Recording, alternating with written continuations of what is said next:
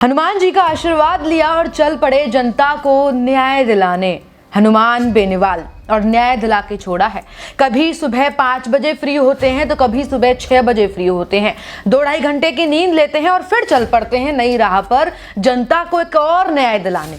इस बार बात कर रही हूँ, कल से चर्चा में है, काफी बार सोशल मीडिया पर उनकी रील ट्रेंड कर रही है और आपने भी देखा होगा। कल वाले मुद्दे को लेकर बात करें जो पिछले 12 घंटे से हनुमान बेनीवाल और उनके समर्थकों ने और तमाम किसानों ने सरकार पर ऐसा दबाव बनाया कि सुबह 6 बजे उनको न्याय मिला, उनकी सारी मांगें पूरी हो गई। नागौर से चले थे रिया बड़ी में बजरी खनन को लेकर उनका आंदोलन था कि हमें न्याय दीजिए, बजरी खनन पर जो है रोक लगाई और एक कांस्टेबल है उस कांस्टेबल के ऊपर कार्रवाई कीजिए, अधिकारी है कोई उसके ऊपर कार्रवाई कीजिए।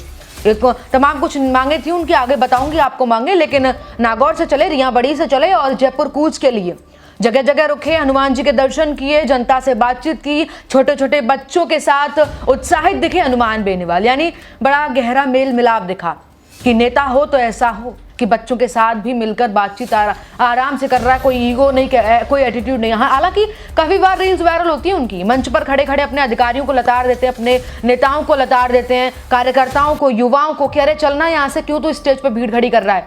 ऐसा करके कई बार देखा है, पर लोग कहते हैं कि डाउन टू अर्थ है, जनता से ज़्यादा जुड़ाव है और समझते हैं लोगों की परेशानी, इसलिए बातचीत में कभी कभी निकल जाता है। क्योंकि कैजुअल तरीके से हम आपस में दोस्तों से बातचीत करते हैं तो निकल जाता है, ऐसे ही उनका निकल जाता है, डाउन टू अर्थ है।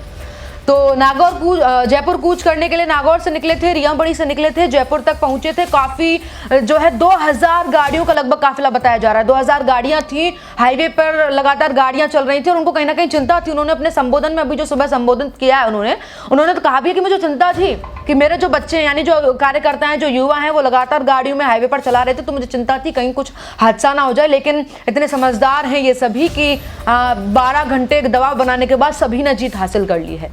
अब जीत हासिल क्या की है कि सरकार से समझौता हो गया। हालांकि पहले विफल चल रहा था, जो बातचीत चल रही थी विफल लग रही थी, लेकिन अभी फिलहाल समझौता हो गया। सुबह 6 बजे का एक वीडियो अपलोड किया जिसमें उन्होंने तमाम जानकारी दी। पहले वो वीडियो देखिए आप। कूच अब वैसे 2.5-3 साल और कौन कूच करेगा, अपने को जब इच्छा और करेंगे। अब तैयार रहो आगे के, ऐसे नर्वस नहीं होना। ये सारे काम आपके जो आंदोलन बजरी का था, जो यहाँ भ्रष्टाचार बदमाशी हो रही थी, वो पूरे काम आज से शुरू हो गए और कल परसों शाम तक सारे काम जैसे आप चाहोगे, जैसा अपन चाह रहे हो, सारे काम आपके हो गए, दिखा लिया। मैं आपको विश्वास दिलाता हूँ कि आज भी 5 बजी है 6 और परसों बजी थी 5। परसों ठंड ज्यादा थी, आज ईश्वर ने हमारी सुनी, आज ठंड नहीं, तो आराम से अपना टाइम निकल गया। मैं कलेक्टर साहब को भी धन्यवाद दूंगा, एसपी साहब को धन्यवाद दूंगा, तमाम अधिकारी को कि ये आपके बीच आए और जो हमारी मांगे हैं, सरकार से भी बात हो गई टेक करके, हमारी सारी मांगे सरकार ने मान ली है। और कलेक्टर साहब और एसपी साहब जो पुलिस से संबंधित है, तो एसपी साहब उनका करेंगे, और जो बाकी संबंधित है वो आज लेटर भी जारी कर दिए, खुद लेटर कर लिख देंगे। और परसों सुबह से सर्वे की टीमें रिया के अंदर आ जाएगी, चौकियां लग जाएगी, कैमरे लग जाएंगे और दोबारा बजरी के मामले को लगे मुझे नहीं लगता कि हमें आंदोलन की आवश्यकता पड़ेगी। बहुत बड़ी जीत आप लोगों के संघर्ष से हुई है और बजरी माफिया के ऊपर लगाम राजस्थान में लगे। अब एक मजे की बात आपने इस वीडियो में देखी, उन्होंने कहा जब जनता ने तालियां बजाई तो कुछ शांति सी भी महसूस की गई। तो उन्होंने कहा क्या हुआ, कोई बात है क्या, नाराज हो क्या तुम लोग? कि नहीं नाराज नहीं है, कि कूच करना था क्या, कूच वाकई करना क्या, अरे कर लेंगे कूच बाद में, 2.5 साल है, 2.5 साल में कोई कूच नहीं करेगा। तो क्या ये कुछ ताना था, कोई हिंट थी या कोई बात ऐसी बड़ी कहना चाहते थे जो एक ताने के रूप में उन्होंने कह दी कि 2.5 साल कोई हम ही कूच करेंगे, कौन है यहाँ कूच करने वाला?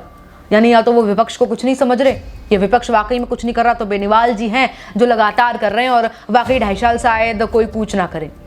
अब देखिए बातचीत इतनी लंबी हो गई है, करीब 12 घंटे से जो है लगातार वो प्रदर्शन कर रहे थे, सरकार के ऊपर दबाव बना रहे थे। इससे पहले भी आपने देखा होगा किसानों का महा आंदोलन चल रहा था 8 दिनों से, बीते 8 दिनों से रिया बड़ी में, और बजरी खनन माफियाओं के खिलाफ ये आंदोलन चल रहा था और तमाम मांगे थी जो उन्होंने आपको बताई हैं इस वीडियो के माध्यम से। अब लगातार उन्होंने ये भी कहा है कि अगर कोई आगे बात होगी तो हम आंदोलन जरूर करेंगे, अगर किसानों की नहीं सुनी जाएगी तो किसानों का साथ देते हुए हम आंदोलन जरूर करेंगे। क्या कुछ मामले में अपडेट आता है, अपडेट जानने के लिए बने रहिए मेरे साथ, देखते रहिए अपडेट इंडिया में, आपके साथ कृपा उपाध्याय।